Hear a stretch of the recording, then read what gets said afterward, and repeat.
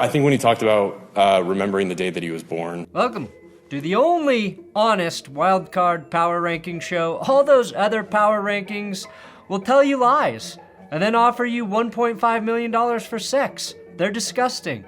Even the curse wheel got another win before the Steelers. I'll spin this large piece of plastic at the end of the rankings.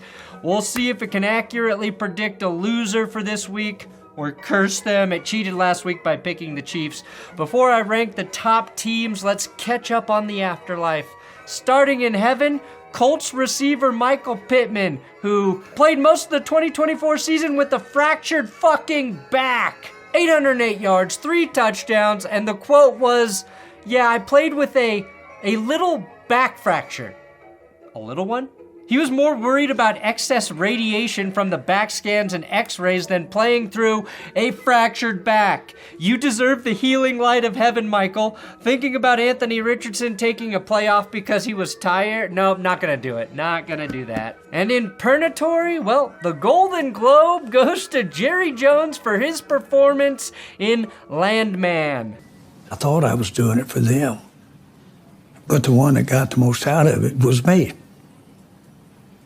How can Jerry Jones run a football team if he's getting this good at acting? How many great performances have we been robbed of from Jerry because he never pursued his inner artist?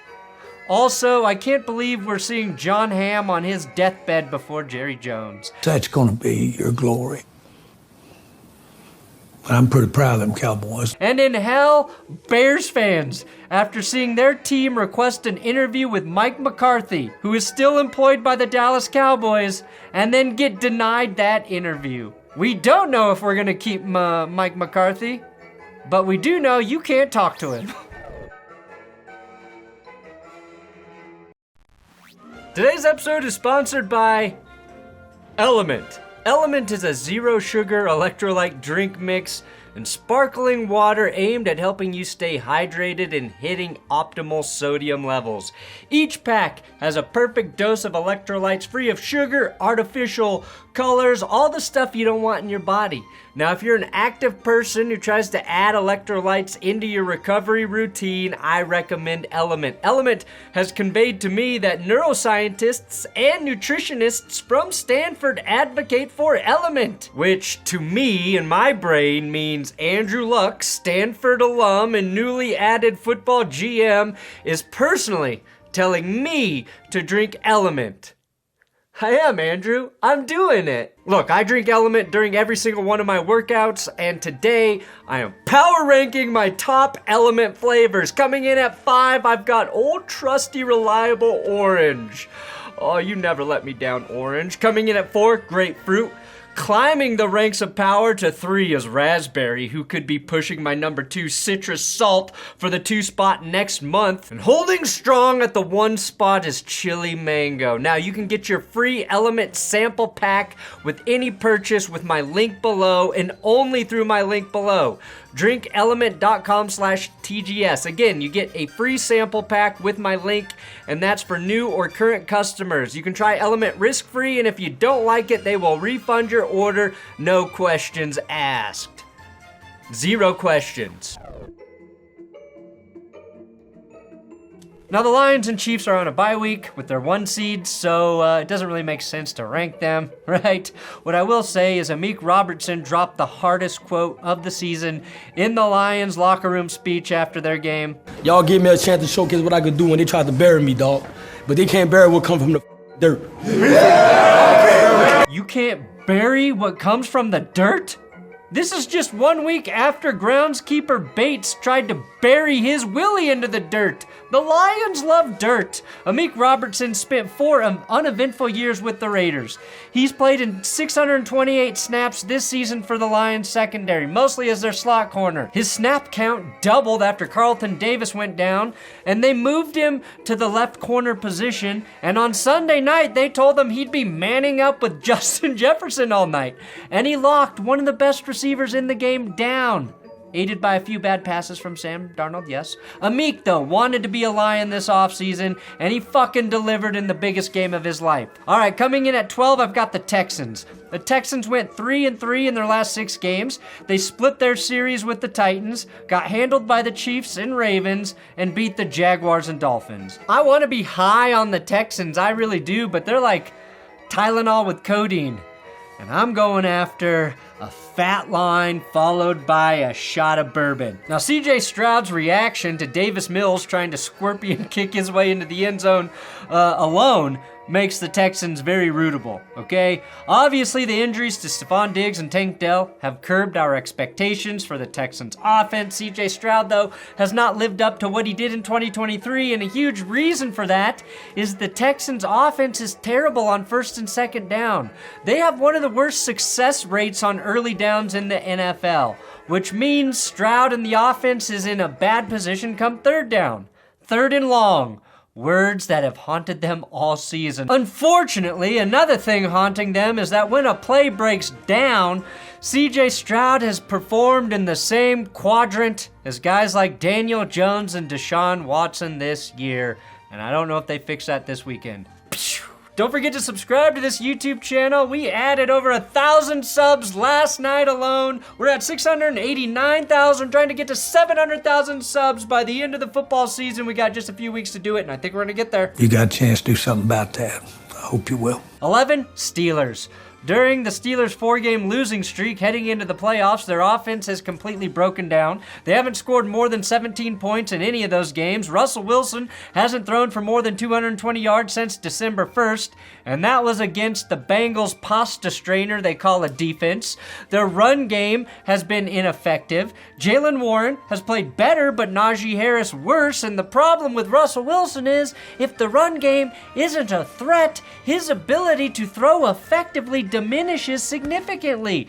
The last team to back into the playoffs like this was the 1999 Detroit Lions, who lost 5 in a row to end their season. The Tim Tebow-led Broncos, of course, lost 3 in a row and knocked the Steelers out of the wild card round following the 2011 season, so anything can happen, but it feels like the Ravens are going to peck your eyes out, and this is exactly the Russ you're gonna see on Saturday. Number 10, I've got the Packers. Unlike the Detroit Lions, who got their soul-crushing injuries out of the way in September and October and November and December, Green Bay waited until January. Christian Watson officially tore his ACL and is done for the year, obviously. The real issue there is he won't be back until very late next season if everything goes well. Before their game was even played, Green Bay moved corner Jair Alexander to IR, and Matty LaFleur noted they'd comb through free agents to fill holes at receiver and in the secondary if needed. It's the second last thing you want to hear your coach say heading into a playoff game. The last thing, of course, being we're going to have an open quarterback competition this week to see who gives us the best chance to win, which oddly is something only Steelers fans are actually hoping for. Green Bay does not match up well against the Eagles right now, but if they get Josh Jacobs 30 touches like Philly might give to Saquon, maybe the Pack can upset the team many believe is the most complete right now. Number 9, yeah, my Broncos. Ooh, it feels good to be here. My first ever postseason power rankings with the Broncos. Oh, yeah. I've nurtured every sensation man has been inspired to have. I never judged him. Why? Because I never rejected him. Every year, we football fans hear a bunch of hype before the season, promise about our team, which gets us overly optimistic. Players say things like they're healthier than ever, stronger than ever, faster than ever, harder than ever, and this will be their best season ever. But holy crap, Courtland Sutton called his shot all the way back in August, and this soundbite from Kay Adams' show makes me think his post-NFL career will be as a TV psychic. We're going to the playoffs. We're going to be a playoff team. I think that we have that caliber of a team, the way that we've been working. The Broncos are the 7th seed, but they have better odds to win the Super Bowl than the Steelers and Texans. but not the Rams for some reason. A big reason for that, and most of their success this season, is their defense's ability to pressure opposing quarterbacks. Zach Allen joins elite company for QB hits this year, joining TJ, JJ Watt, Aaron Donald. Yeah, both the Watts. Nick Bosa, he's first in all the goddamn categories. The Broncos finished the season with 265 quarterback pressures, most in the league. Denver actually blitzes the fourth most of any team in the NFL, but I found this metric fascinating. The 6 teams that blitzed the most this season are all in the playoffs. On top of blitzing and generating pressure, the Broncos finished with the best sack percentage in the league. Their best chance to defeat Buffalo comes by actually dropping Josh Allen behind the line of scrimmage, something that only happened 14 freaking times this year. He and Jordan Love are the 2 least sacked quarterbacks in the playoffs with 14 apiece. And Love didn't play in every game. And yes, I fully support this now very accurate meme. And we even got Adam Rank giving us his lone wolf pick as well. What could go wrong? Number 8, I got the Rams. The Rams are the team no one wants to play, except, I don't know, maybe they do. The Rams were just 5-4 at home this season, while the Vikings were a stellar 6-2 on the road, albeit with one of those losses coming at SoFi Stadium. The biggest inequity in this game for me is the rush defense. The Vikings are second with just 93 yards allowed on the ground per game, while the Rams have been allowing a $130, 22nd in the league. One guy the Vikings have to look out for, though, is rookie Jared Verse, who didn't rack up a ton of sacks this season, but finished 4th in total pressures in the NFL behind just Trey Hendrickson, Danielle Hunter, Myles Garrett, and ahead of Micah Parsons. That's pretty elite company. And we know how the Vikings held up against pressure last week. Not well. Number 7, the Buccaneers. We've got Mike Evans versus Marshawn Lattimore, who's trending towards playing according to Dan Quinn. Please give us this. Those two are no strangers to one another, having played in the NFC South against each other for 7.5 years. It's been known to get a little chippy, to say the least, and Evans has twice gotten suspended for his actions against Lattimore while paying out over $100,000 in fines. That's a lot of money to keep a feud rolling. Believe it or not, though, Evans has only had one game with over 100 yards against Lattimore and the Saints, and that came all the way back in week 1 of 2018. So Lattimore has definitely gotten the best of him. Luckily for the Buccaneers, the Godwin injury has given way to stud rookie Jalen McMillan, who's had 24 catches and 7 touchdowns in just his last 5 games. Even his finger guns penalty didn't end up mattering because he capped that off the very same drive with an impressive TD grab. That's how quickly you can make up for 15 yards. Now, if you ever learn how to quickly make up for 15 years, please tell the New York Jets. Number 6, the Commanders. That's right, they're the Devil Magic team this week, and it all goes back to that Hail Mary victory over the Bears. Since that moment, only good things have been happening for Washington and terrible things for the Bears. Since the Chiefs aren't playing this week, you're the devil team, Washington. Embrace it. God knows Congress has. The Buccaneers and the Commanders' defenses are like mirror images of one another. Washington has a top 3 passing defense, but a bottom 3 rushing defense. The Bucs, on the other hand, have the 29th worst passing defense and the 4th best rushing defense. So what I'm gleaning from this is that Jayden Daniels should be throwing 40 times and Bucky Irving should be getting 40 carries. The rookies have a great opportunity to shine in their first playoff appearances. Number 5, the Chargers. Jim Harbaugh. He might actually just be crazy, and not crazy like a fox. I think when he talked about remembering the day that he was born was probably the first day that he kind of told us the whole story and how he remembered looking out the window, and I think it was a cold, snowy day. Jim Harbaugh is basically admitting he remembers his mom's vagina. And that might just be what the Chargers needed the whole time. For us, it was a fancy word for no contraception. The Chargers offense has been getting a lot of praise recently, but 2 of the biggest pieces on this team have been Derwin James and the young linebacker, Dayan Henley. James and Henley have allowed just 66 yards in 12 games against some of the league's best tight ends. Oh, God. Whatever. Next team. Number 4, the Vikings. Of all the playoff quarterbacks, none are pressured more than Sammy Darnold. He and CJ Stroud are the 3rd and 4th most pressured quarterbacks on a percentage basis this season. Unlike Stroud, Sam Darnold has handled that pressure very well all season long. Unfortunately, in prime time, against a team that has struggled to generate organic pressure, we saw Darnold get rattled and play his worst football since donning a Jets jersey.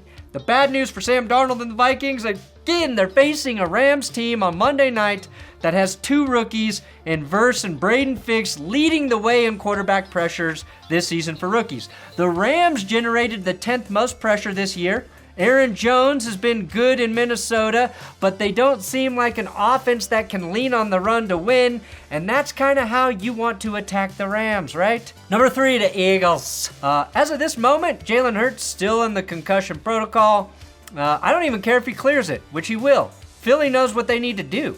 Name Tanner McKee the starter and let the 6'6" Nick Foles backup clone live out his destiny. It's hard to get Philly fans to agree on anything, but their love for linebacker Zach Bond is unanimous. Jalen Carter may be the only Eagles defender to earn All-Pro honors this year, but Bond is the guy Philly fans want named as Defensive Player of the Year. He won't get that, but he is PFF's Breakout Player of the Year. He led the league in defensive stops at 69, had 4 sacks, but also forced 5 fumbles. And he is hard to not root for. It's just about fit for guys, and I just wonder how many guys out there are like me and maybe that linebacker or other positions that just need a new place and a fresh start.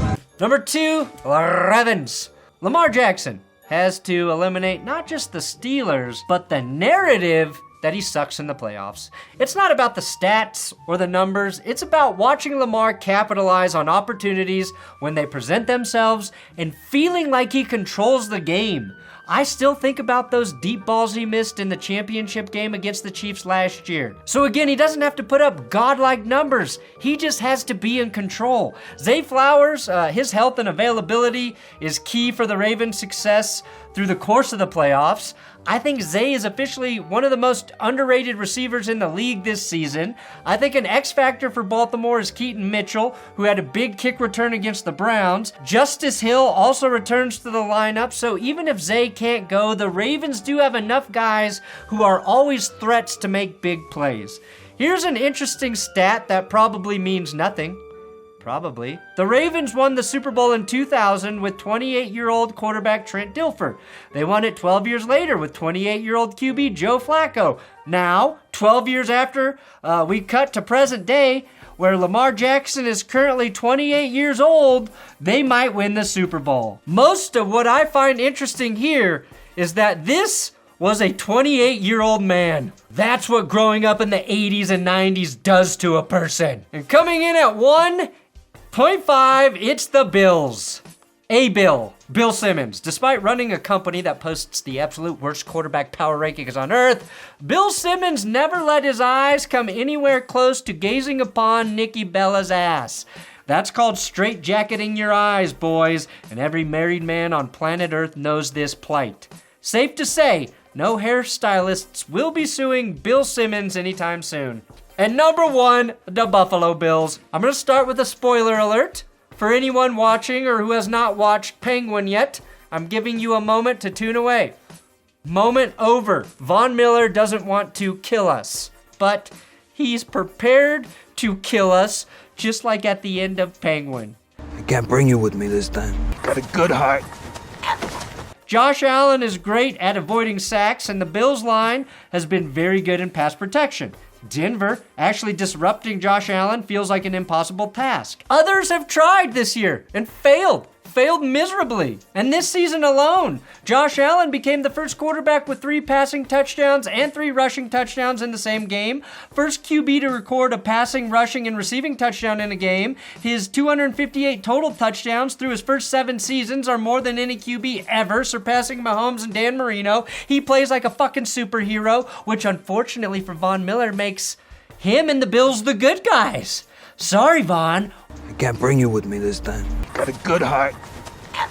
We're the outcasts who are about to ruin your new year. Unless, of course, the script was already accidentally leaked. Shit, they already gave us the loss. Oh no. All right, Buffalo, I do wish you good luck, but we are going to spin this wheel, and if it curses you, it curses you. This dongle's loose. We got a loose dongle. All right, here we go. Who gets cursed for the wild card? Don't forget, benchwarmershop.com. We've got Fuck the Refs coffee and all the cursed logos you see here available in shirt form. Oh, no! Oh, I thought I had the Bills! I thought I had you, Buffalo. Number 4. Who's that for? Who did I put it for? Who did I put it for? Why can't I never remember who I did put the... Oh no, Minnesota, that's the Vikings, Sam Darnold. I'm sorry, Sam, but you're not going to get a new contract. That's what that means. Thanks for watching That's Good Sports, Power Rankings, Cursings. I appreciate your support all year long, everybody. I love you.